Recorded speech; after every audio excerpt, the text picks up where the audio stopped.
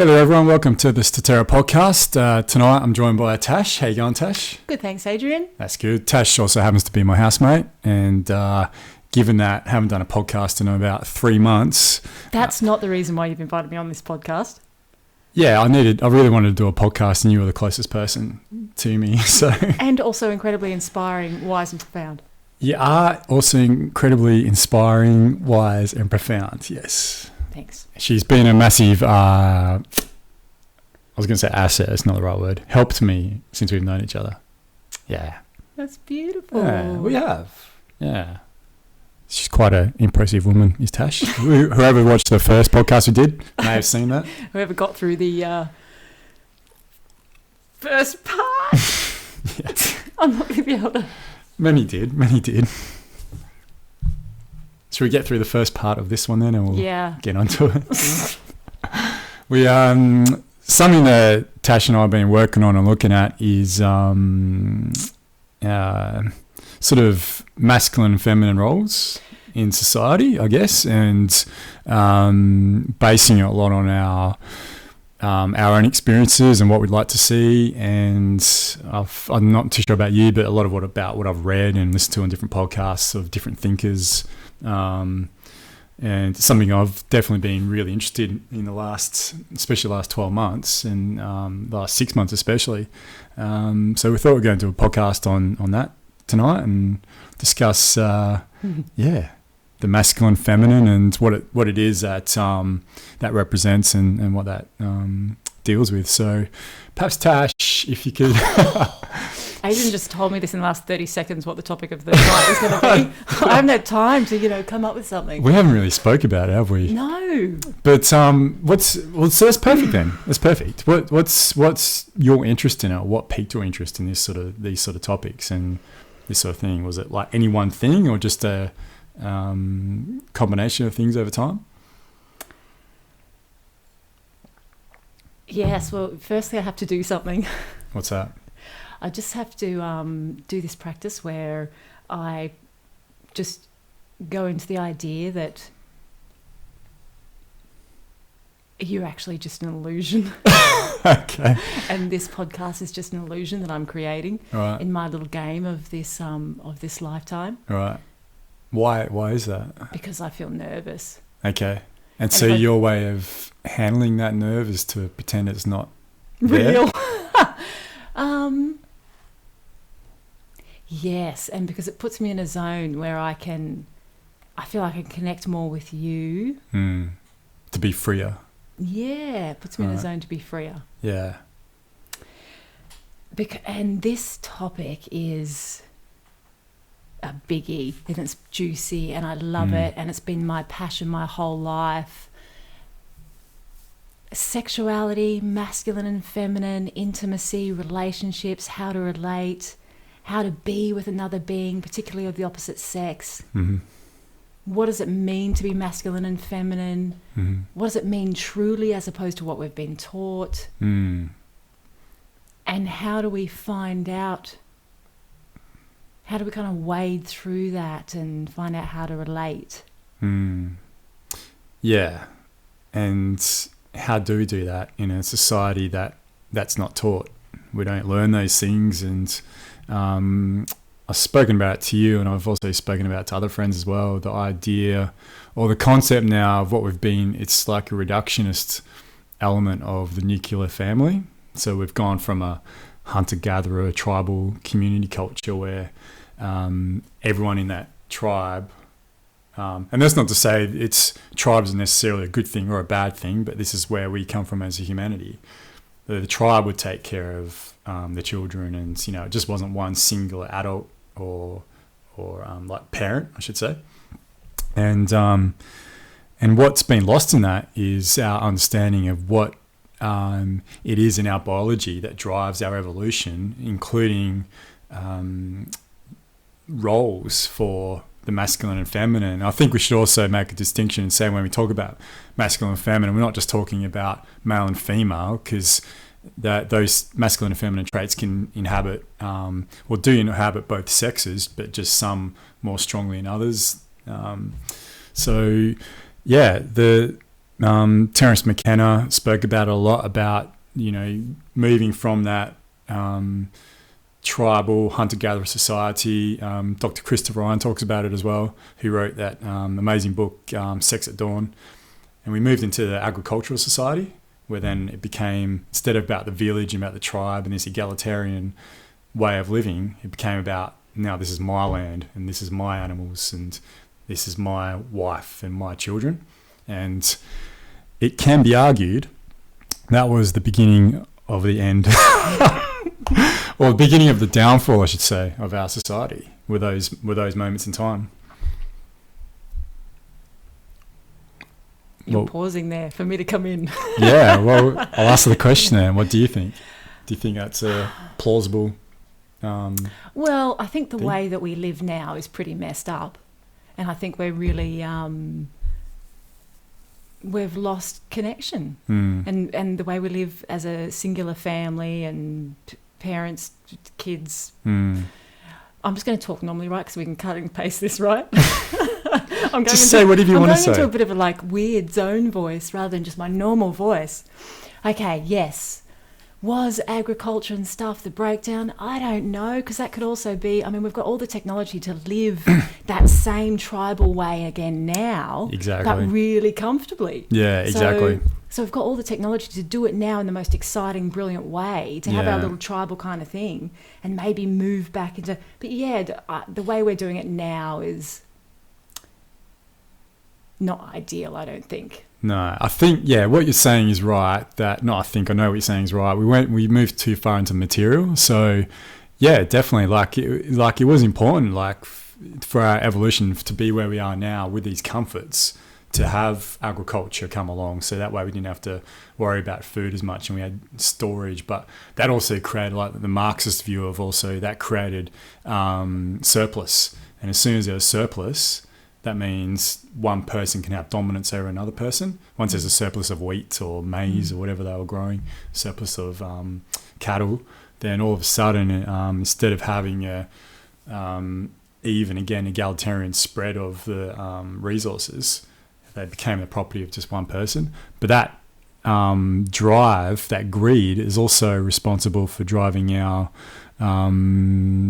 ability to fly across the other side of the world in less than a day, and communicate to someone on a little bit of plastic and metal on the other side of the world. And so it has some massive advantages.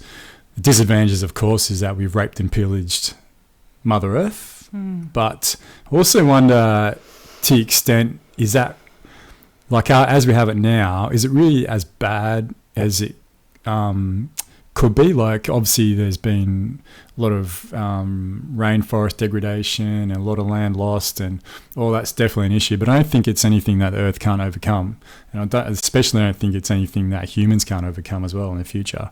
And in my eternal optimistic view of the future, I think we will overcome all that sort of stuff. But it means getting that balance back to our tribal roots as well with the technology. I think it's such exciting times if they do say, we've got the two options of the ways we can go into the destruction, or we can kind of emerge into this.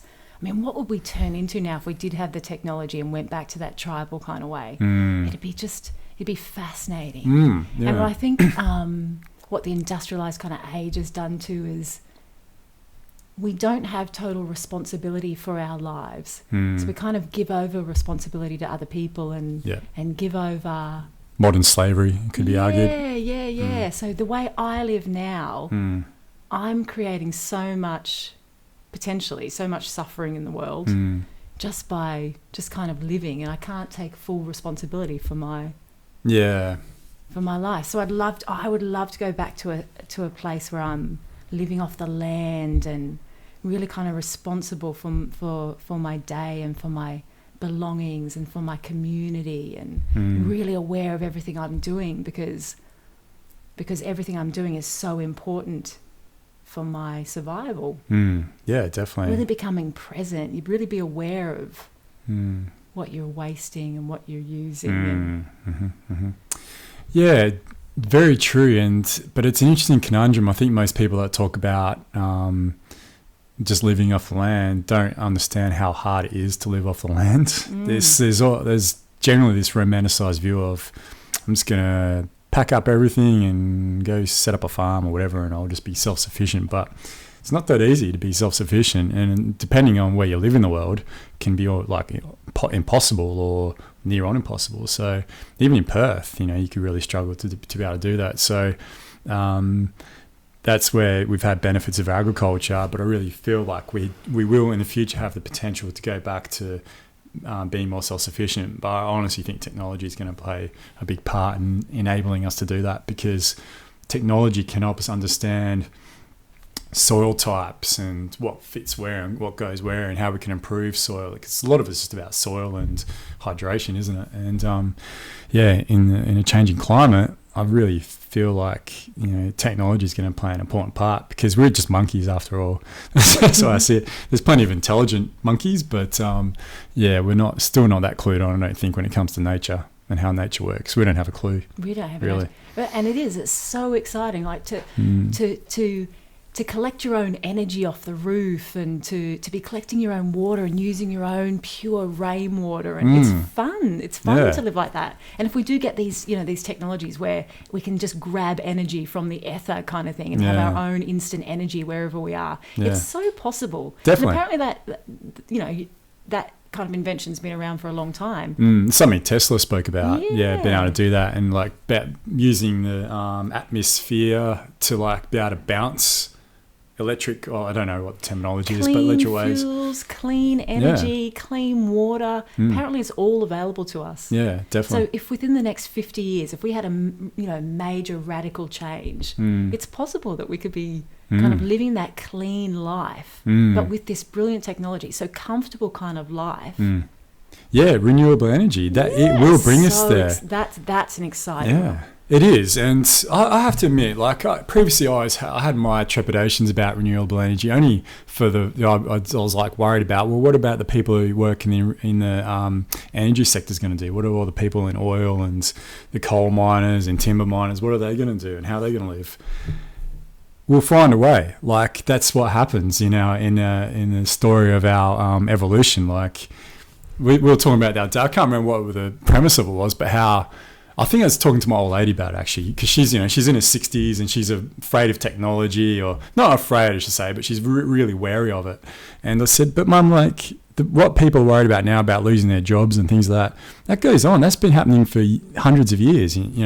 Like when our only mode of transportation, or the most common mode of transportation, was the horse and cart, and then the automobile came along. There was people freaking out about that, saying that there's going to be things changing and people are going to lose their jobs. And well, it's not that they really lost their jobs; they just lost a particular job, and then a new thing came along, and then we had technology. A lot of people moved into technology, and that's where we see the world now. And I think as we move out of this industrial age and into the technology age, we're going to be a lot better able to look after not only ourselves but the earth as well, because we won't need to be digging resources out anymore. But that's going to be an important switch when that does occur. And it's, if you can't make new decisions because of fear. Yeah, that's the issue. Yeah. But it's got to be better than the current way with the oil and the wars and there's so much more fear created through the current system. Yeah. So surely free energy. Yeah. it's just such a positive. And there'll be jobs in those markets. There'll be plenty of jobs in the renewable energy markets, like building them, maintaining them. All the other and the amazing. Like whoever saw the internet coming along, like whoever saw. Like 30 years ago, when I was a little kid, I had no idea or comprehension of what the internet would be or is. What potential do we have in the future when we have free energy? What will we be able to create? What will be the next internet? That's what's really exciting. But we're stuck in a system at the moment where there's still a lot of money and fear involved in, the automobile industry. Even though I love cars, like I love the smell of combustible engine cars, banging around. I love that still. Please let's not lose that. But when the coal industry goes, there's no need to deforest anymore, and we can use this new technology is in place instead. Yeah. You know, and give the people potential. This is something Jacques Fresco talks about from the Venus Project. Give people the potential to create. So we're not slaves working in a factory for 10 hours a day anymore. Like, what could you achieve? Yeah, because if we're all getting free energy, maybe none of us would need to work as much. If we could just well, not as many of us anyway. When you think of it, like, it's a bit of a no-brainer, but, you know, there is a fear aspect to it because it means a massive change in our current dynamic. And it's going to take someone to lose a lot of money to be able to do that. You know, you look at the energy companies and how much they're worth and how many stakeholders are involved, and, you know, they don't want their profits reducing. It would be a completely different world, free energy. Yeah. That's why they destroyed Nikola Tesla's labs back when he discovered it. Yeah. That's why they've, you know... Yeah, because what's his name? They realised he couldn't, Edison, and they realised they couldn't meter how much people were using. Or one of it was one of his investors, Tesla's, was it Westinghouse or something like that, realised this new way of producing energy and giving energy to people, like through the air, just couldn't be metered. So it was like, no, there's no way, and basically shoved him out. Yeah. But do you know who Elon Musk is? No. He started up, he was one of the co-founders of PayPal, and then something else, perhaps, I think it's just PayPal, got out of it and put all his money into Tesla, the new Tesla. So, you know, with the car and that battery they've just came out with a few months ago for in the house. So, and he's also doing the moon thing as well, Tesla. But his main thing at the moment is Tesla factory. So they've been bringing out these amazing cars and this battery that they've come up with that just is stored in the house. It collects all the energy that a house generates during the day through solar energy. So, because now at the moment it needs to go back into the grid, because there's no way to really store all that energy. We don't have the battery capacity to be able to do that. But Tesla's got it. Elon Musk, through Tesla's technology, has created this new way of now to store all this energy. So we don't need to use turbines anymore that are run by fossil fuels. And that's happening now. It's brilliant. It's fantastic. It's brilliant. Yeah. I can't imagine, like, 20 years if we were allowed to just bring all that new technology in, what it would look like. It's potentially the thing that's going to totally change our sure over the next however long. Yeah, exactly. And what do you know, Tash? What we decided to start talking about is nothing what we totally. That's what's great about these podcasts, though, isn't it? You can talk about something and you just end up going off on some other tangent. But to bring it back a little bit, I've definitely got an understanding that it's going to be very important to make sure we're grounded and with the earth, and we can't just let technology be the be all and end all of our existence. We have to ensure that we stay connected and become more grounded than we ever have to the earth. Otherwise it could create some sort of dissonance, I believe. I really do. But, you know, through just simple things like going out and going for a walk on a lawn, or getting your feet in the dirt, or going to the beach especially, or forest, or whether it's some sort of ceremony or something, whatever it is, where you honour and connect with the earth. I think it's going to be very important as we move into this technological age. And not just important, but also fun. Like, what better way to live than to be able to, you know, play around in the environment and have fun, and then also have this amazing technology as well. Like that's to me, that's utopia. Exactly. Yeah. It's really fun. Yeah. I stayed in a unit once where it was still a unit, but I had a massive door, and there was heaps of birds just out the back, and it had a perfect view of the ocean. And every morning I'd be woken by the sunrise. Oh, nice. Whereabouts is this? And this is how Sydney, so right. East Coast, obviously. Right, sure.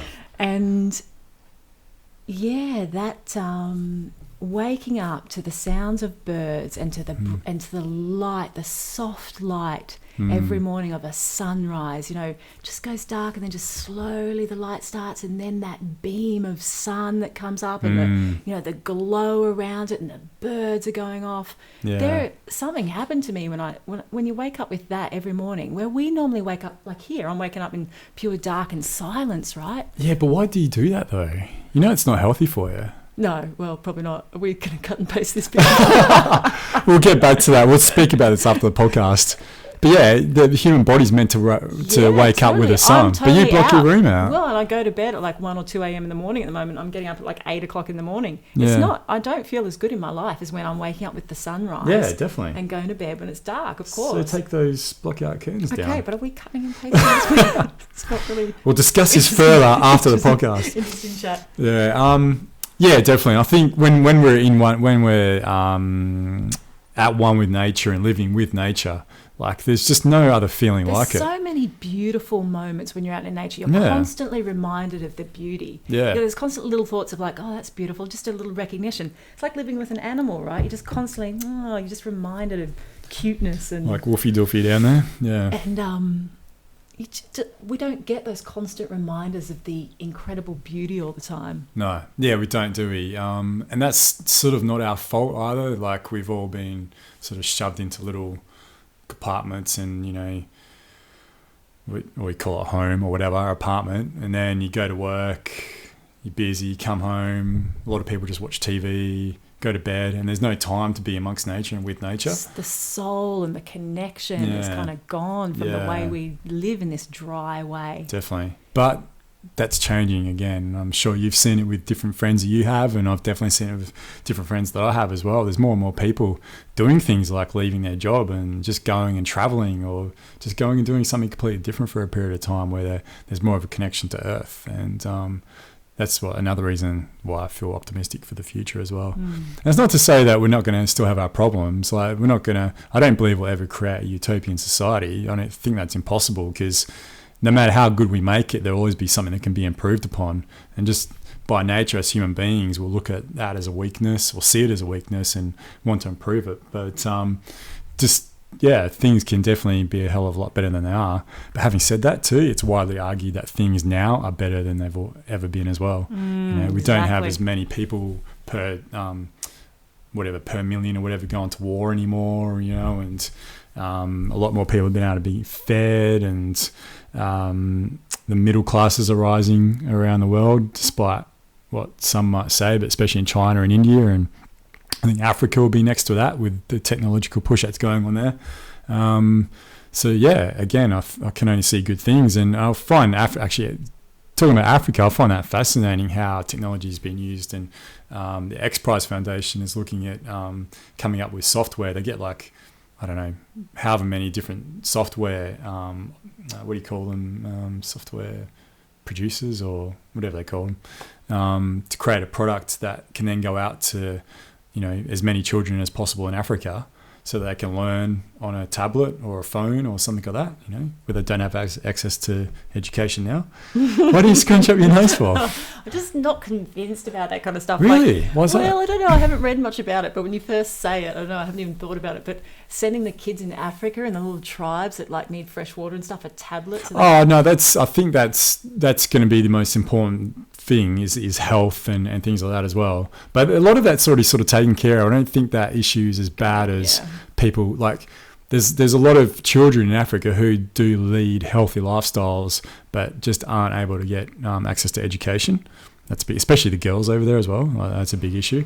Definitely that is an issue. There's an amazing guy called Justin Wren, who I think maybe we already spoke about it, but he went and spent some time with the pygmy population in the Congo. And this guy's a former MMA fighter.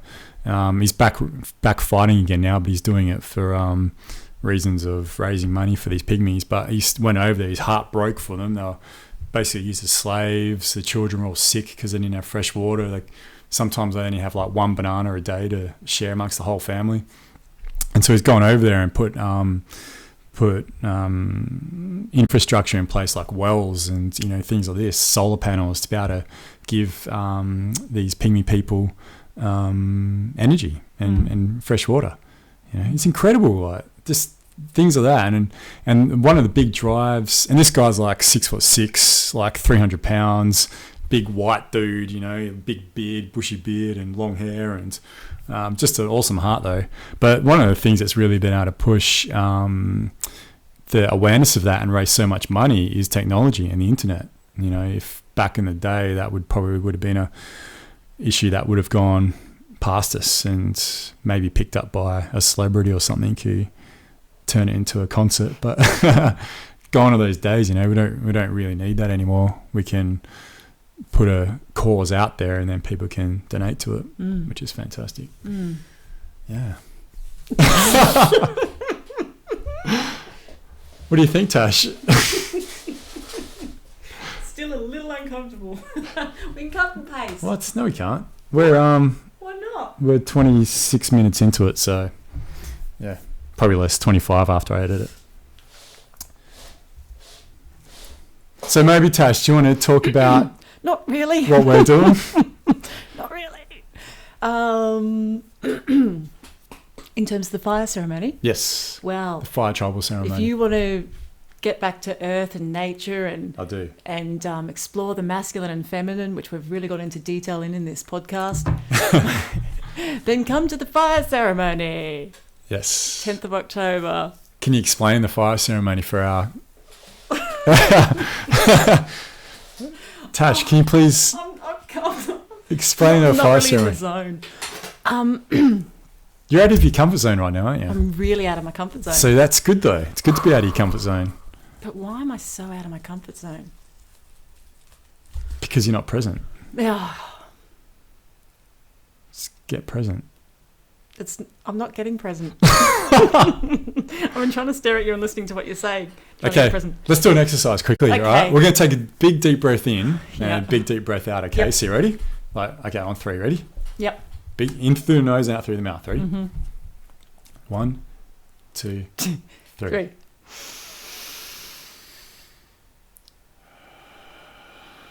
Oh. We'll do that again.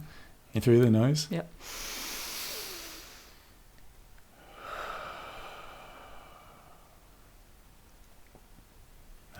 It's better. Do you feel any better? Not really. No, That's only your fault. Okay, now I'm just going to I'm just going to do it now. Just, Sure. getting the... Okay. Plus we can cut and paste. The ceremony. Ceremony. Yeah, what is the ceremony about? Well, I just love the idea of going out around a fire and being tribal. Mm-hmm. And yeah, just being with people in a way that's more than just hanging out. Being with a group of people where it's a bit intentional, there's a reason for being there, and it's not just going and having a piss up and dance around the fire, but it's actually being aware of, okay, how am I really present in this moment, and doing something different together, creating an experience together, and doing something really tribal, and being a little bit vulnerable with each other and with between the masculine and feminine. Yeah. And it's an opportunity for the women. Okay, well, what it is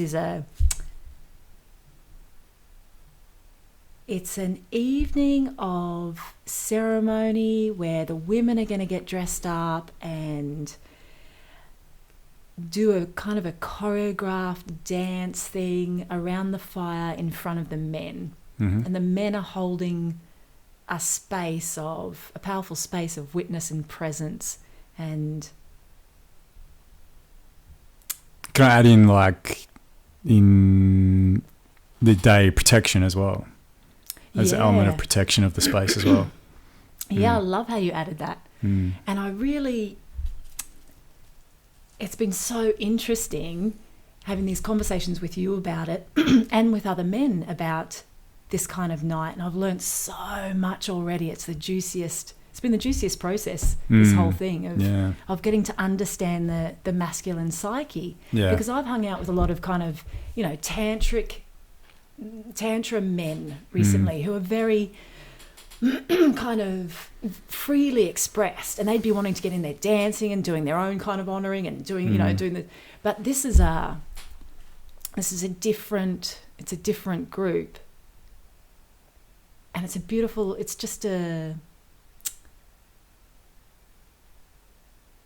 I think it's a really interesting night. Yeah, I think from the male perspective, this event that we're hosting is for the average man who often gets looked over or who feels like they're not capable, or there's a weakness even to what we're going to be doing, like in the expression and vulnerability and things like that. And you're right, definitely there are definitely men who are much more open and aware to that, and especially I guess in the tantric circles and other different forms of spirituality.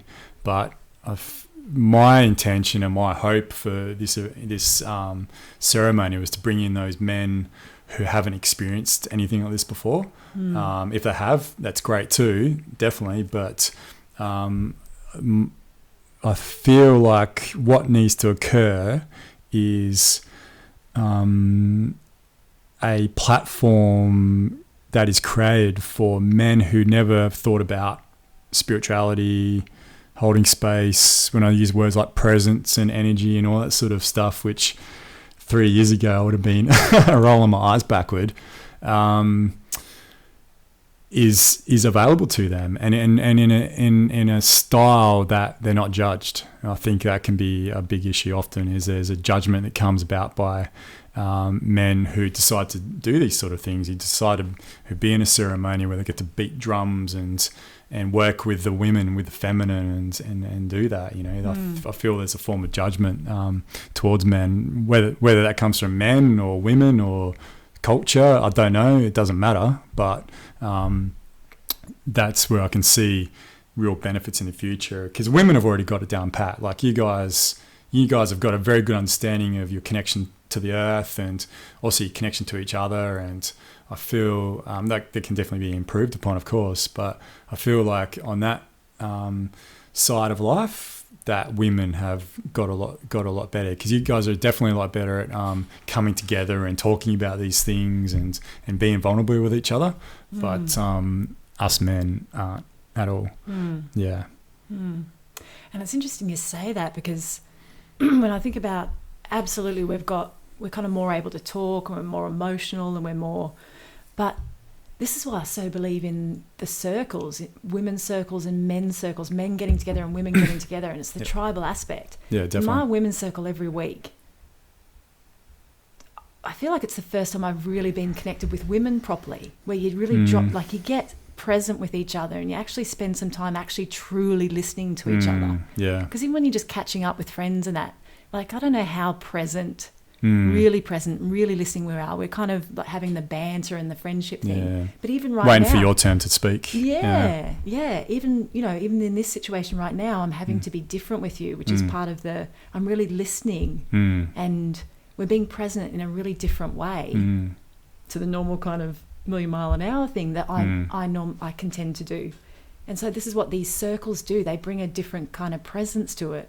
Yeah. And so men hanging out in a space where, okay, we're going to do this kind of thing, and we're going to practice doing something a bit different. We're going to bring ourselves into a bit of presence and with each other, as men, with ourselves in the moment, with nature that we're with, and with our women. We're going to interact with all these things in a really different way, in a really simple, grounded, needed, obvious, kind of straightforward, base simple, level, basic way that we can't do. We don't know how to just kind of just be together. Yeah. But I really feel what we're doing operates on all levels of the vertical, though. It really is that base, base chakra connection to the earth. But it's also during that ceremony, what we're going to be able to do is work our way up through the chakras and even up through the crown chakra to be able to bring about or connect in with something, connect in with the sky, connect in with the earth. And that's all about being present. And I think, like you said, that's the main key and theme of this ceremony, is to just bring presence. That's the number one thing. That's where the joy comes from. That's where fun comes from as well. So there's just not enough of that in today's society. And to share something unique. Yeah. And to put a bit of effort into something. Yeah. It's not like creating something. Not like a wedding or it's just something that's just a bit special. Yeah, definitely. Yeah, I feel that too. And I think what we're doing and what we've been able to organise so far, we've got some really cool musicians coming along, and hopefully we'll have a space finalised soon as well. But like what we've got and what we've put together so far, it's like really promising, and it's only the first one, so we'll see how we go. And I guess we have to be careful not to put too much expectation on it as well. Yeah, but I really feel what we're doing is good, and we've had amazing support so far. So looking forward to doing it. And I know it's been so touching speaking with the women about, the women are really excited about being able to just be feminine and just test out what that is and really be able to be dressed up in whatever we want to be dressed up in, and because we don't always let ourselves really go into the feminine space. And I know what the women are really loving the idea of, which I don't know if you guys know this. I was talking to a couple of guys the other day, but the idea that the men are actually really holding a space for us and really witnessing and being that presence and just being there for us is so honouring. That is so honouring. Yeah, I don't know if the men really do fully understand the effect that it has on the women and what the women are getting about to give, because it's so fucking reciprocal. Really, that's the only way I can describe it, because it speaks of larger volumes for this world in general and this culture that we live in now. If us men can just get our own bullshit out the way, leave our fucking ego at the door, and then just be there for the women, just to not like try and fix them or like try and sort this out, just to be there. And then give that space for the women to be able to express and create and love and heal. That expression, creation, loving and healing is then really, a lot of that is then thrust upon the male. It's brought up like a generator amongst women, but then that's thrust out into the world in form of like, some of these amazing medicine women that we have in our lives, and therapists, and on all different sides of it. And it was interesting because one of the guys said, I don't know, it's confronting because I don't know what to do. I don't know, what am I supposed to do? And that concept of just holding space and just being there. Yeah. And I really get that this is like a gross level, big level of tantra and of connection and of sexuality, the masculine, being able to just be there, just be where the feminine is at. It's Shakti Shiva, right? I don't know if you know, do you know Shakti Shiva? Yeah. So, can you quickly explain for the audience? Principles of the universe. The masculine, the feminine, Indian deities, Yeah. So Shiva is like presence, and Shakti is the creative expression. Yeah. And Shiva is the masculine, and Shakti kind of, expresses from that space, that space of safety and presence and protection and honor. The feminine kind of sprouts and does this creative thing. But in return, what happens? If the guy can just hold that creative, wild expression, whatever it is, which can be a bit like, whew, for the feminine, right? Emotional and expressive. But if the man can hold that, then what happens is the women naturally kind of come back and just so want to thank the men. They so want to thank the masculine. It's like this, just thank you for letting me be fully self-expressed, and I so honor you, and I so honor your masculine, and I just want to like love you up right now. And and of course that's when the men start to get back the honor and feel that sense of importance and power.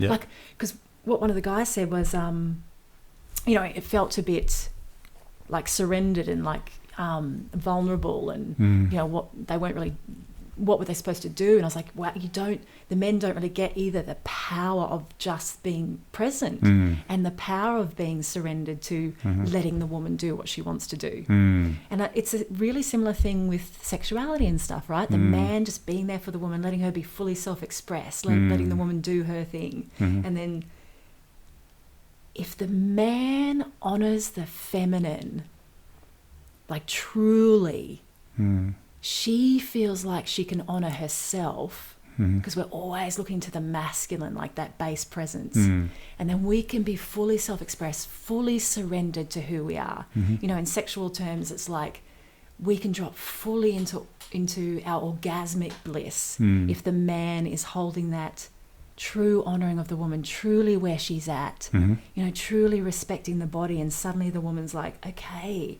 Mm-hmm. now I can go to where I need to or want to go. Mm. And she surrenders into it. Like we're going to have to surrender into this expression and the challenge of that in front of men. You know, that'll be really confronting for us, but we want to go there. Sure. Because for us it's like this, we want that connection. Yeah. And so, yeah, just going to finish the sexuality bit. Sure.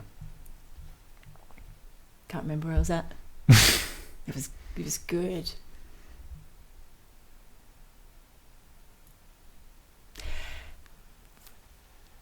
The man honouring the feminine, man truly and holding space for the feminine, so that she can surrender into who she truly is, express who she truly is, and she would just like bow at the feet of the masculine for that gift. Sure.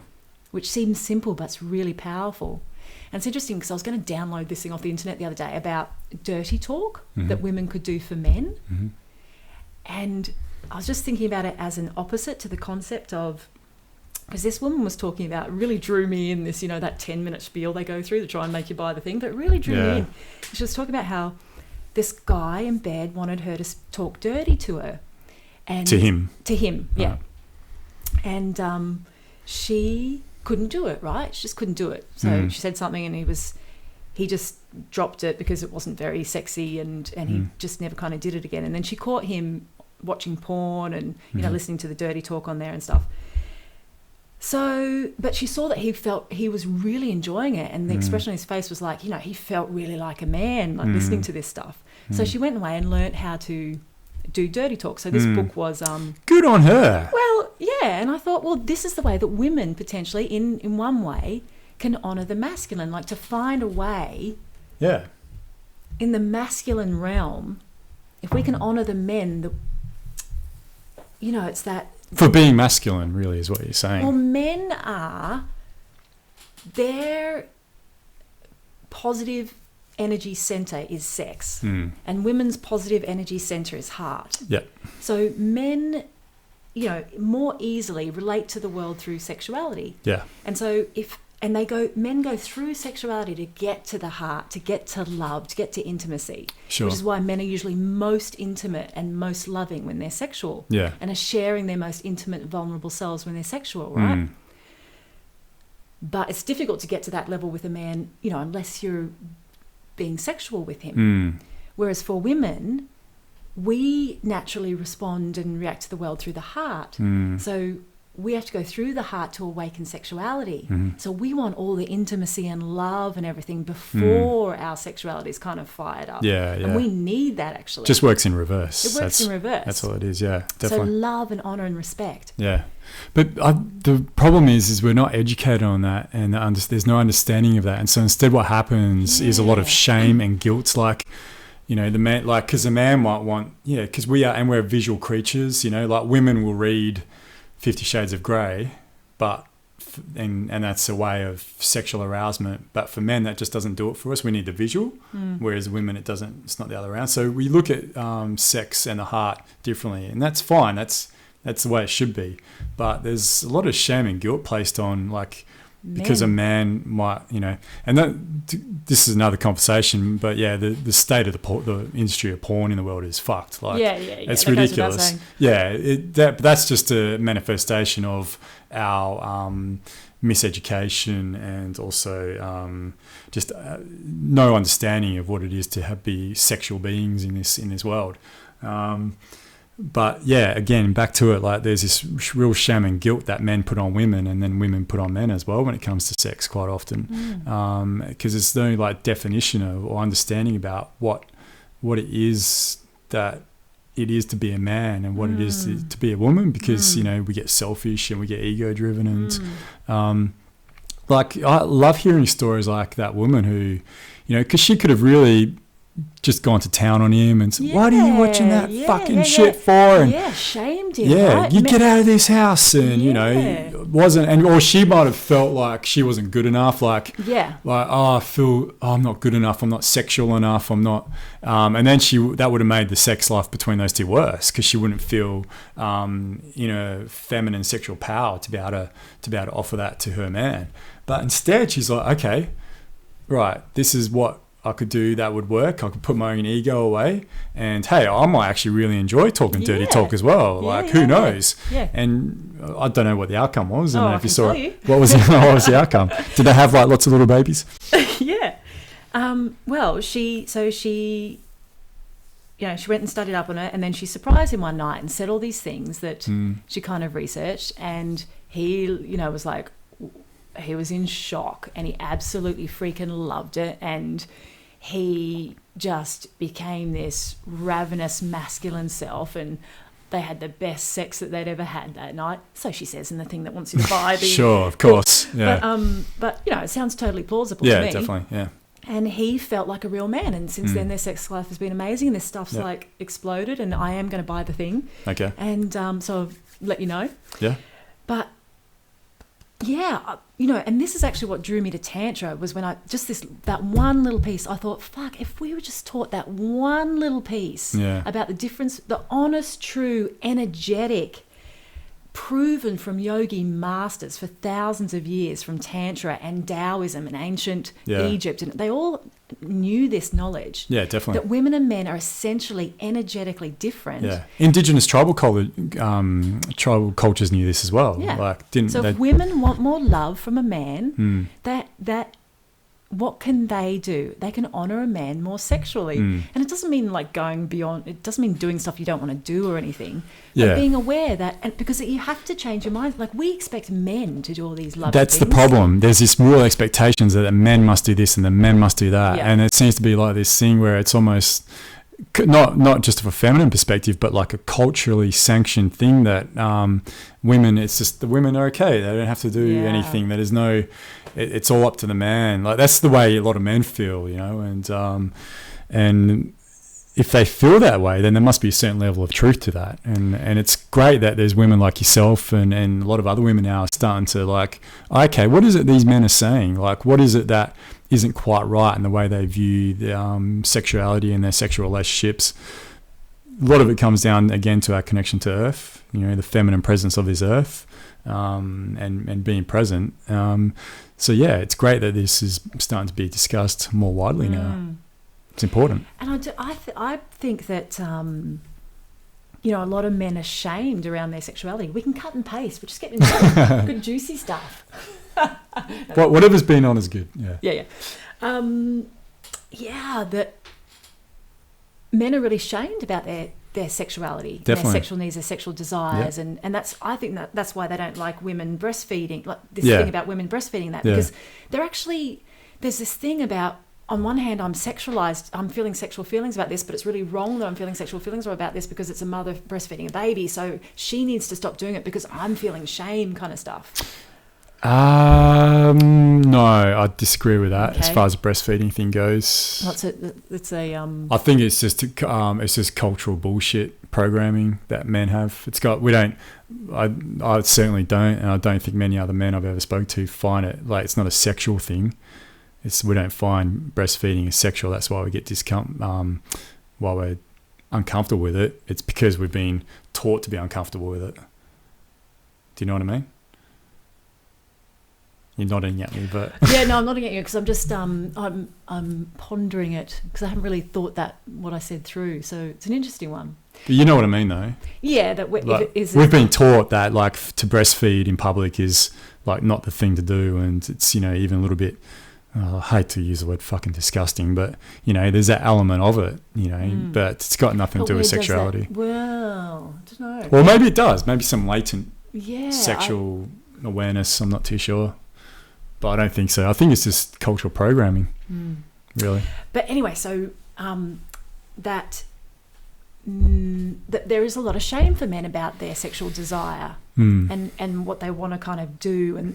And men's sexuality isn't kind of revered by women. No. It's not really honored by women. And this is what I love about Tantra. It teaches you to honor their, like, guys that bring the impetus and the passion and the energy and the fire and they make it happen. That's all what they bring to sexuality. So, but you've mentioned, I shouldn't say, but you've mentioned tantric a few times tonight, and that's a label on. I feel it's just a label on something that should be intrinsically a part of what we do anyway. Like, why do we have to say? Like, because we call it like it's an alternative practice, but why do we even have to? That should be the practice. Tantric relations should be the practice, but it's not. Instead, we have disconnect with the sexuality, and men go and watch porn or have an affair. Women have affairs too, of course, but or the woman might really regress and become less sexual, and then we say, "Oh, have you heard of tantric sex before?" But why the hell should we even be discussing it as tantric? It should just be the norm, but it should just be the norm. And we're not taught it, and it's not in our Western teaching. I think and it is in all the Tantra is the teachings of this of the energy, because sexual energy is the big teaching of Tantra, which we don't even have any concept of in Western culture. No. Like, these are just little elements I'm pulling out, but it's actually about energy and moving energy through the body and moving energy to each other. Sure. See, the thing is, though, and that's why I feel it's important that so I'm going to be starting these men's groups once a month, probably around there somewhere, and we're doing these tribal ceremonies as well.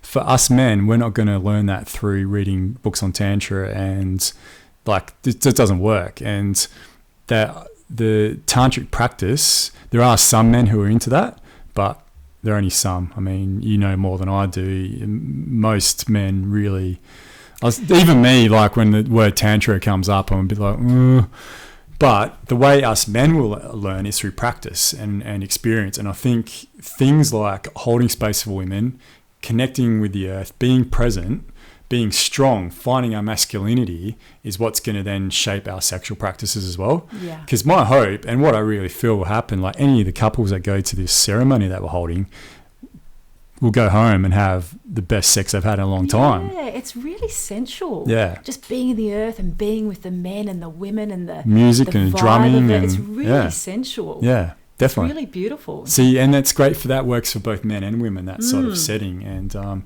not to say it's the only setting, and I definitely, also understand like talking to people, reading books and all that is important as well. But I know being a man, like I don't want to read books on this. I don't particularly want to speak to other people about Tantra. Like I know. Isn't that odd though? Because if guys knew that it's going to give you the best sex ever, it's going to make women absolutely be like a puddle of like jelly at your feet, adoring you. Yeah. And you're going to get more sex than you've ever had. The woman is going to become ravenous.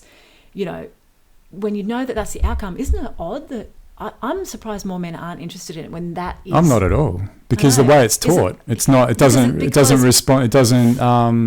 resonate with men. Yeah, it's taught in like an airy fairy gods goddesses kind of way.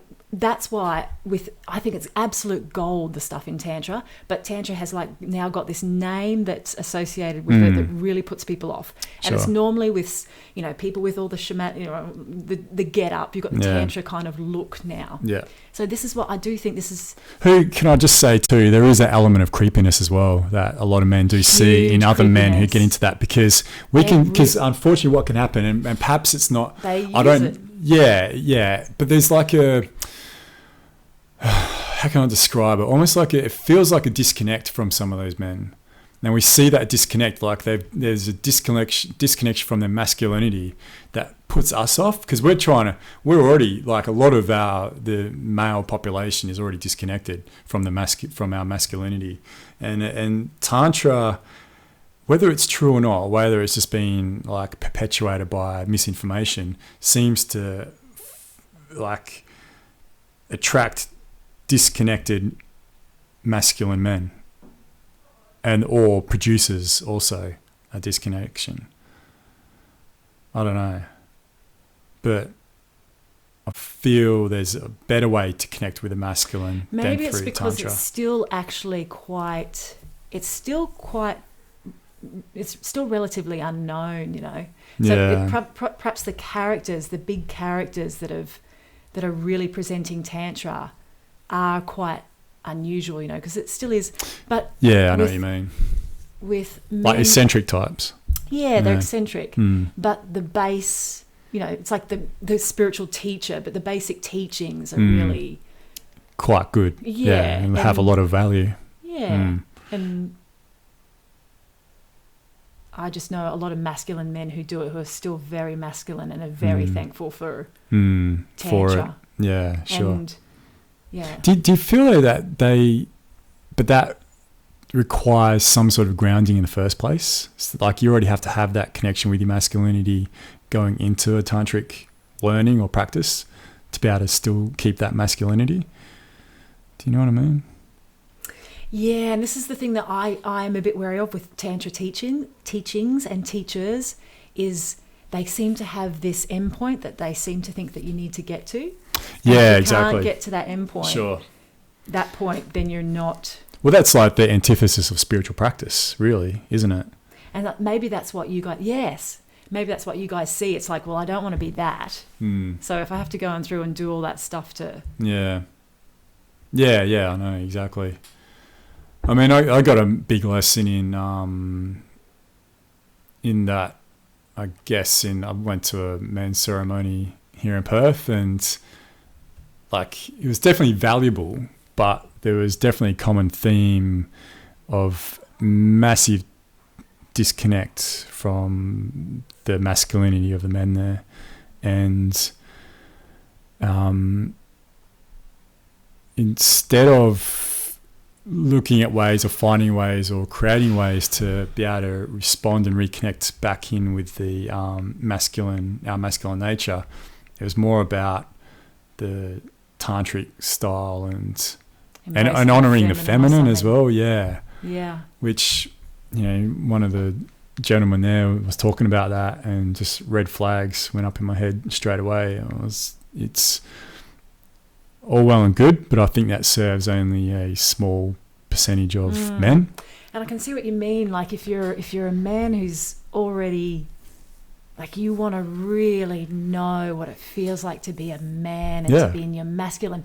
And, you know, that's part of the reason that I love the idea of this fire ceremony, because some of the Tantra people kind of were saying, well, isn't this segregating the masculine and feminine? Because we've all got masculine and feminine within us, and we need to embrace them both. That's true. You know, and it's really about like what if some of the men want to dance, and what if and I really appreciate that. But for me, what the power of this kind of ceremony is to really fully express and honour our feminine and the masculine. So guys can get really in touch with the masculine. Yeah. Because you can't really honour the other sex until you honour yourself. Yeah, definitely. Exactly. Until guys have worked with that shame and they accept their sexuality and their sexual, you know, energy, and they're loving who they are as sexual, alive men. Yeah. Then maybe they can open to the feminine. Yeah, definitely. And as we should, like, we really should step up, because at the moment we're not doing a good job of providing space for women, you know, at all. We're doing quite a terrible job, really. And you know, in order for women to be able to fully actualize, it's going to take work from not only the women, of course, but the men, you know, to be able to create that space. Again, get ourselves out of the way. Beautiful, beautiful thing that you're saying there. And it's so beautiful to hear. And likewise, women need to. I don't know what they need to do.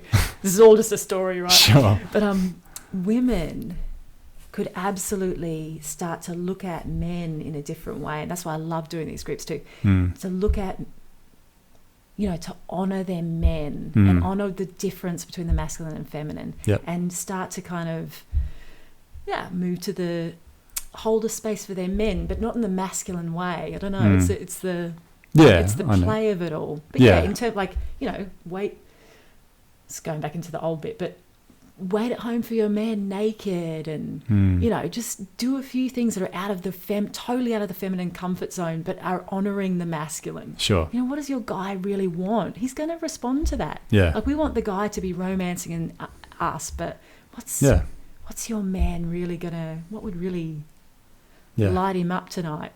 Yeah, exactly. Aubrey Marcus, who I'm a massive fan of, he did a podcast with his partner, and they were talking about how what they understood from a very early stage of the relationship is that they realized that to be effective as partners to each other, they really needed to be really supporting, and like they in America use the word rooting for that other person. So like have a not complete altruism, but have as much altruism as possible, so that your partner can go for the win. So be supportive of that person. Basically, again, I've said this how many times tonight, but getting yourself out of the way. And women are able to do that quite well and do it a lot better than men do. And I think that's something, I feel that's something that really needs to happen, is that men start getting themselves out of the way, get that 12-year-old boy, immature boy out of the way, and just be there for the woman rather than, but what about me, you know? Well, yeah, and I love that too. Because trust me, people, that used to be me. I'm speaking from experience here. No.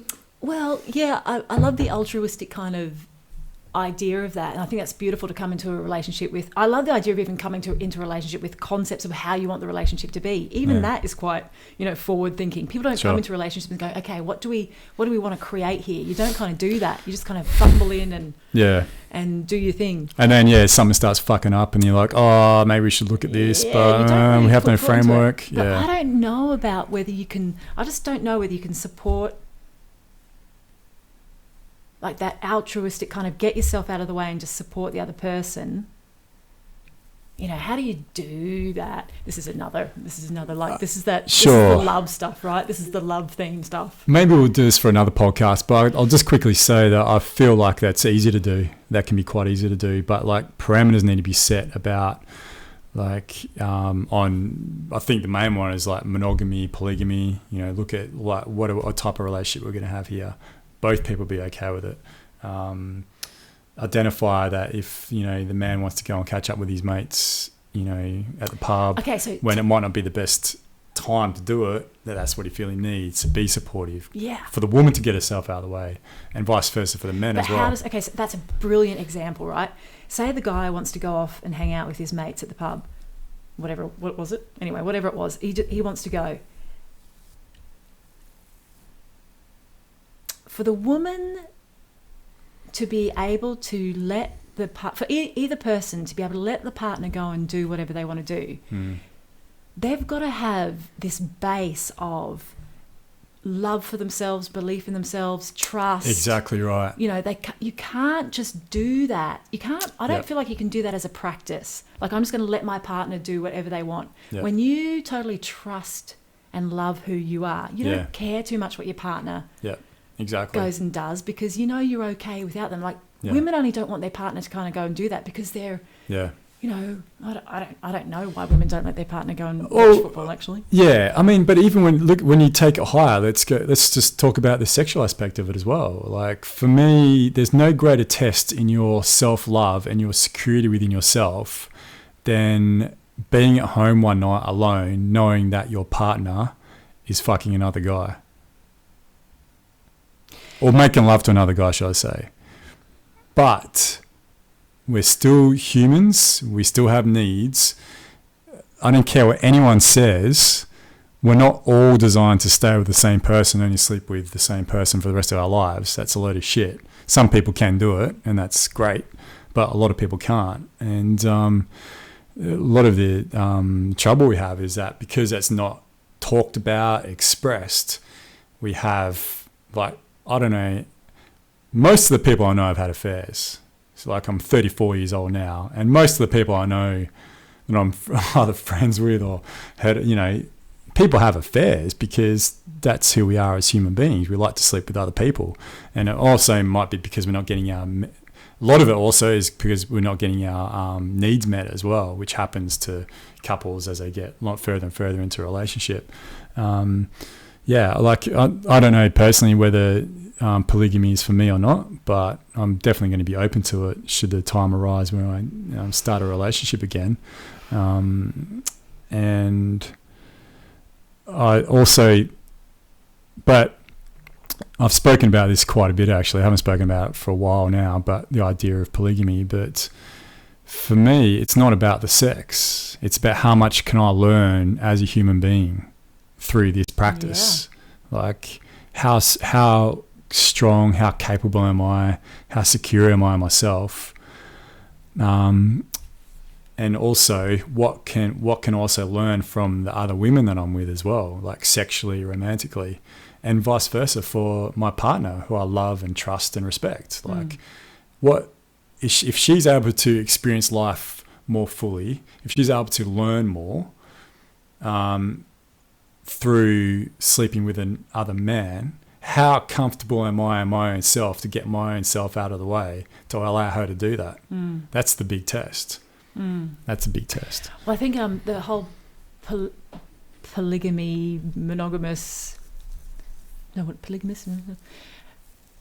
debate, right, is like it's a never-ending, it cannot be resolved kind of debate. No. Because your relationship's going to shift and change. Things are always going to shift and change. At some point, you might want to, explore. At other times, it's like this constant. Yeah. You don't know what's going to happen. Yeah. You can't promise anything. And the relationships that I know of that are the most loving, the most powerful, the most exciting, are the ones that are constantly changing, and the couple are courageously freaking honest with each other. Yeah. Like gut-wrenchingly, terrifyingly honest about, back before, just on my wedding day, honey, I actually was terrified and I wanted to run the hell out of there. And I was thinking about all the other men that I wanted to, like really gut-wrenchingly honest. And honey, there's someone at work that, is kind of doing it for me. And this is what, these are the desires, honesty. That's fantastic. And they get so deep then. And the love, true love, true trust, true. Yeah. And sometimes, I know relationships where it's just the honesty, and it's challenging either way. Yeah, that's the game of it, right? But I love that concept of the constant expansion. What's going to be most expansive for both people here? That's right. And I've tried, open relationships, but now, and I don't have anything against all that. I think it's a brilliant journey, and you learn so much, and that challenge of, possessiveness and jealousy and all of that. But for me at the moment, I think that there is a power in, because I see some women doing this where they don't necessarily want to, like they're exploring the polyamorous kind of thing. I think that's not even true. I don't know. Just for me at the moment, the power in going really deep with one person. Yeah. And however long that lasts, right? Yeah, however long that lasts. But the concept of committing to somebody and committing to a monogamous relationship, it's just, you can't do that. All you can do is go, right now, this is what I'm wanting. Exactly right. Could change in 6 months. Exactly right. And I think that's part of the issue is that, there's this thing that, you either have to be polygamous or you either have to be monogamous. Yes. But that's not how it works. Shifts. I've got a couple of different friends who are in relationships who it constantly evolves. They started off polygamous, then they'll go 2 or 3 years being monogamous, and now one couple is back in a polygamous phase again. Again, for myself, I've never had a polygamous relationship. I've always been monogamous. And again, I don't know if polygamy is even for me. I don't know, but I don't feel like I should be judged by society for wanting to be polygamous. Why is there this judgment towards people, and it seems to be men? Perhaps the judgment comes from, there are a lot of men who want a polygamous relationship just to fulfill some sexual need and all that. And that's, if it's just for sexual gratification, that's definitely the wrong reason to do it. Is it? Shit. Tough one, isn't it? I would think so. Because I think the heart needs to be involved as well. It really does, from the man. Because that's what it's about. Polygamy for me is about sharing and expression of love through the physical body. And that requires the heart as well to do that effectively.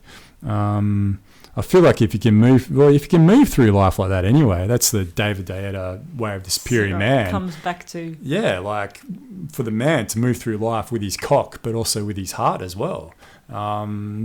That's the really important thing. And then if a man does that and a woman's able to do that to the woman's degree, I can't see how a wrong choice can be made. And that's that baseline level thing for me too, where I would love to try, which is kind of what I'm doing, but I'd love to try, what's a relationship? Like as soon as you put a term, we are in a relationship, what you're actually doing... Make it Facebook official. What you're actually doing is suddenly going, okay, this is mine and this is this is what I'm now setting up for the future. You're suddenly in a little bit of attachment. That's the Terence McKenna, issue with agricultural, right. So this is mine. Yeah. This is my woman now, or this is my man. You're in the future. Yeah. Okay. You're putting barriers on things. We are together right now, but tomorrow might change, a month might change. So what does relationship even mean? That term even is this is now how we have to act and be, and these are the rules of this engagement, and it's fear. It's just a...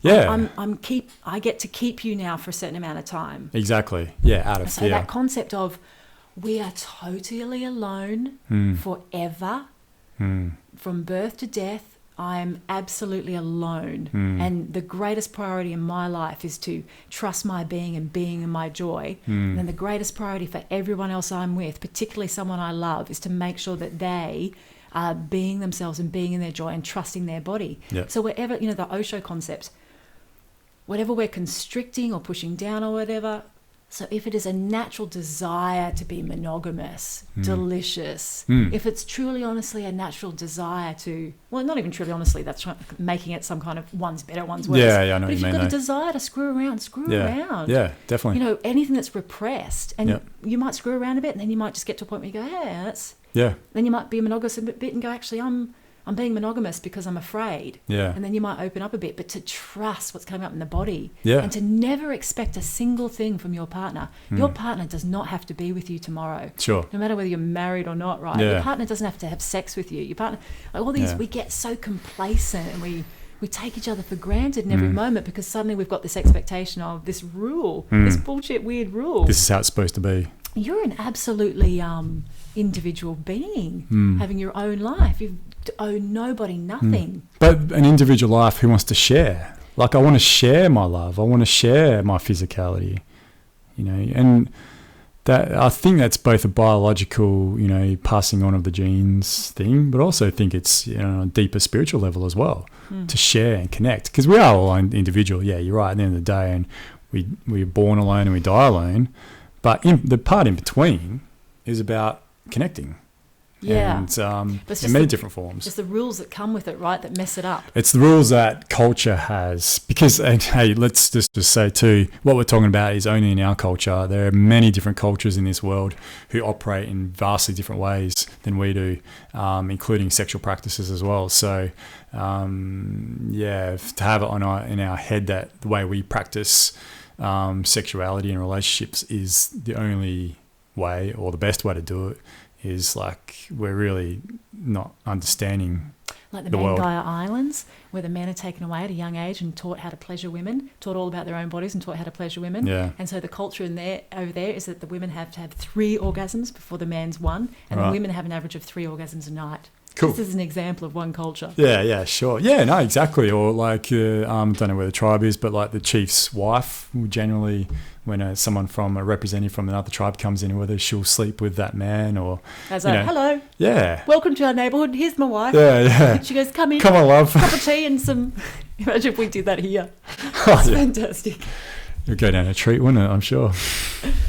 But there's many different cultures like that, and that's sort of fantastic. That Sex at Dawn book was had a real thorough look at the different practices, relationship and sexual practices from different cultures around the world. It was fantastic. It was for me, it was eye-opening. It's oh, okay, right. We don't have to abide by this Catholic notion of being in a relationship, and because after all, that idea is not that's just made up by a dude, probably. You know, wasn't made up by God, and it certainly wasn't made up by the mass population. Well, part of the reason they say that the term sin was created, evil. There's an argument that the women of the time were the more sexual beings, and they would have many lovers. Yeah, that's true. That's been proven. Yeah. And they had a lot of power, and they had a lot of connection with the earth, and they were connected to spirit, and they were powerful beings, right? Yeah. Powerful women, powerful sexual beings. And they reckon that the church was trying to kind of, how are we going to, this men's kind of population was like, how are we going to subdue wrestle this back power? Control? Yeah. So they that's what the witch hunts were. Because there was fear around, exactly. So they created the witch hunts. There was fear around these women because, well, there was respect and fear. Yeah. So they kind of played on that fear, came up with the term evil, and then associated evil with these women. So, you know, if there was... All pagan practices were evil. All of that stuff. So they created fear around femininity and even connection with even connection with earth and connection with beings and stuff. Catholic Church created fear around all of that. There's actual cases where things like beer having gone off, if there was a woman close by, they would be saying, it's the evil of the, she's a witch, she's created. Exactly. And the fear that, so they would get the woman, right? They say that she's a witch, and then they'd burn her at the stake, and people would watch, and they'd make the children watch their mother being burned at the stake. And so there was this terrifying fear that came around women, sexuality, and spiritual connection. And so look at the big things that we're really struggling with now. Yeah. Because there's big fear. Exactly. Yeah. There's fear around it. Fear and shame, really, that's the problem. That the shame aspect. I was listening to a podcast today, Tim Ferriss' podcast, had this amazing woman on who talked about, I'll send the link to you. It's really, she wrote a book on, and did this TED talk too, which I'll have to watch, about vulnerability and shame. That's where she works on those levels. There's a lot of shame around that sort of thing for both men and women, and that shame is what was really perpetuated by, and still is perpetuated by the churches, each of the monolithic churches. So, even though they have their benefit, it's all bullshit. So this is what got me into. This is why I'm fascinated by sexuality. The first question.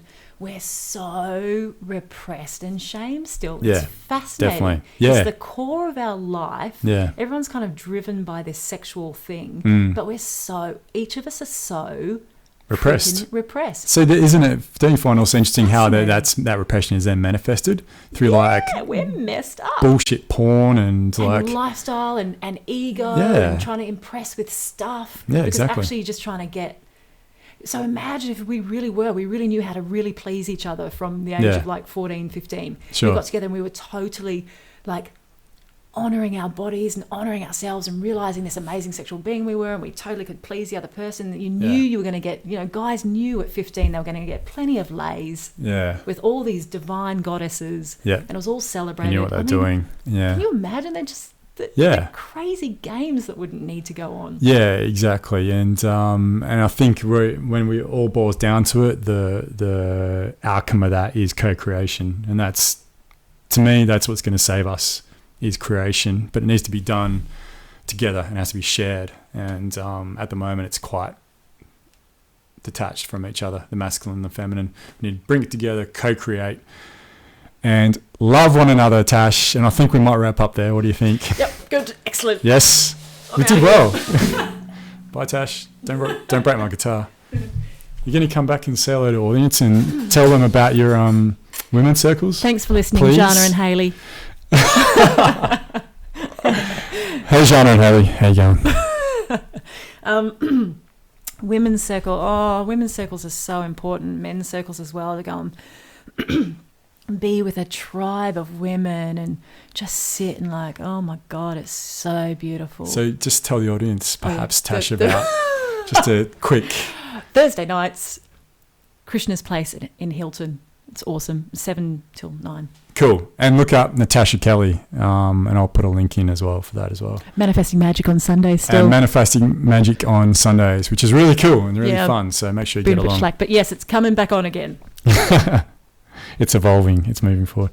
Thanks, Tash. Thanks. I wasn't Adrian. going to do another Statera podcast because I'm, as some of you might know, I'm going to be changing the format and the name and just getting the website sorted out at the moment, and it should be ready in about 2 or 3 weeks, I think, and I'll start doing podcasts under the new format with more regularity. But I've also been gallivanting around overseas and interstate for the last 3 months. I've got a tough life, Tash, sometimes. Yeah, I've witnessed it. Looks really hard. Really just get to hang out with like gods and goddesses and have fun. Living with a What goddess can I now. say? What do you want me to say to that? I do, actually. You are a goddess. Oh, thank you. Yes, you're a personification of a goddess. Oh, Very much so.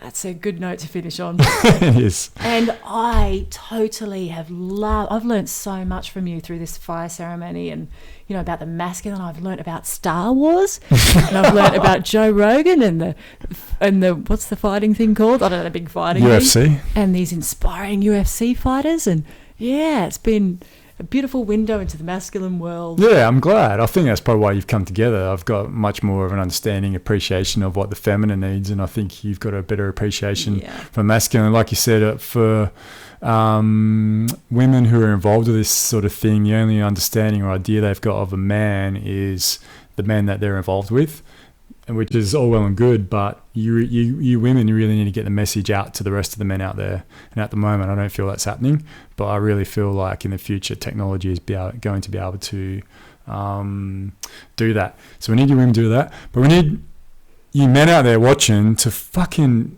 grow up, stop being pussies, and just grow a set of testicles, really, because there's a lot of pussy men out there. There really is, who are too afraid to be a man. That needs to end.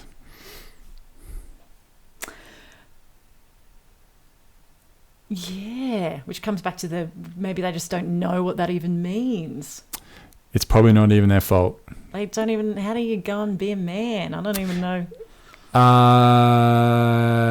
By building, we need to be tested. We need to be made resilient. That's how we become a man. That's the number one thing. I think if you ask most men who are comfortable in their masculinity, who are comfortable in their physicality, that, and I feel I'm one of those. I've achieved it, and male friends I know who are in that state have achieved it through testing themselves and building resilience. That's what we need, because we don't have that in our society anymore. We used to have that through hunting, or something where you might have to go out for 3 days at a time and not have any food and only a little water, and we'd have to like sprint and run and walk, and it's challenge. But we don't have challenge in our society anymore. Like, we have challenge based on what we can do in a capitalist society that leaves us unfulfilled. So I should say grow up, men, but I should say I also love you, men, too. So come and my support is here for you always. And step out of your comfort zone. Ceremony and just see what happens. Go do some see what being a man reps is for up, you. Jacob's ladder, or go do some deep squats or whatever. Like, something that's what being a man is. That's what being a man is. Reps. But it's also Muscles. being a true man is also being able to be there and be vulnerable around your women as well. Oh, we love that. Yes. See, it's tougher for us men to do that. It's tough for us men to also, for some men to be men as well. But times are changing. Tash, I'm confident. But I need to finish, because now we're getting to the courage it takes to be vulnerable is why it's so appealing to women, because it's so powerful. Yeah.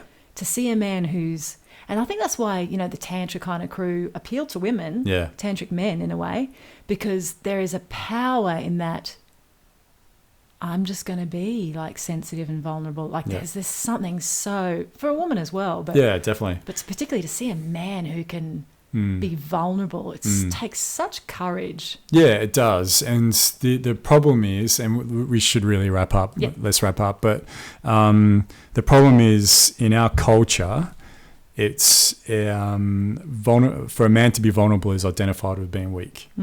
That's the problem. When in fact the opposite is true. Yeah. So that's something where we need to.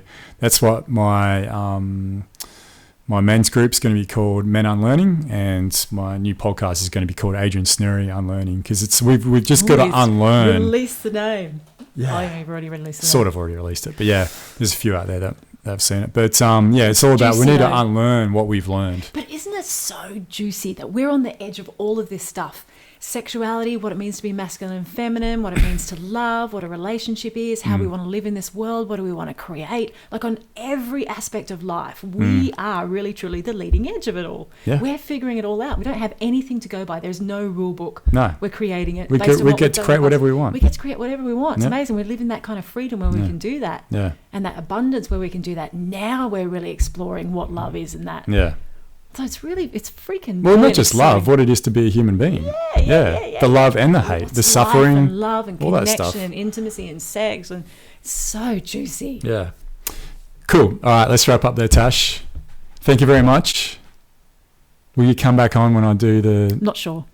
Adrian Snary Unlearning I would podcast? absolutely love to. And may I say, it's an absolute honour to be invited on here. Is it? It really is. It's an honour to have you on here. It really is. I really appreciate it. Appreciate, all my guests coming on here and giving up their time to talk and share their experiences and talk nonsense for an hour or so. It's great. Now can we go? Now we can go. All right. Thank you very much, everyone. Goodbye, Tash. And I'll probably do another couple of podcasts with the Statera, I think, and then we'll be swapping over. But yes, thank you very much, everyone, for your support and for listening into this episode. And goodbye. Bye, Haley. Mwah. Bye, Tash.